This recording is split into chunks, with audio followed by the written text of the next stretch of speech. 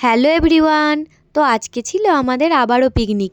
আর পিকনিকে যেহেতু চাটনি হবে, তাই আমি এখানে দুপুরবেলা বসে বসে পেঁপেটা কুটে নিচ্ছি। এরপর আমি চলে আসি মুদিখানার দোকানে যেসব মালপত্র লাগবে সব নিয়ে নিলাম।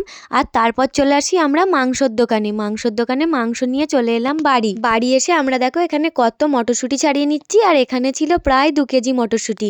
2 কেজি মটরশুঁটিকে আমরা একা ছাড়াতে পারি, তাই এখানে আমরা সবাই মিলে কাজে লেগে পড়েছি। এরপর খুশি মটরশুঁটি, আদা, জিরে, কাঁচা লঙ্কা সব মিক্সিতে পেস্ট করে নিচ্ছে।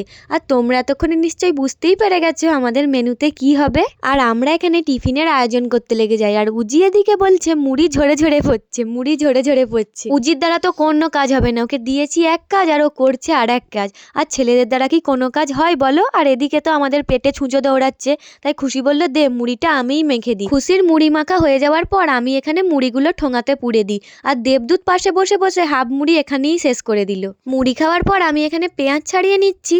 আর শুধু কি আমি একা কাজ করলে হবে? তাই সবাইকে এখানে কাজে লাগিয়ে দিয়েছি।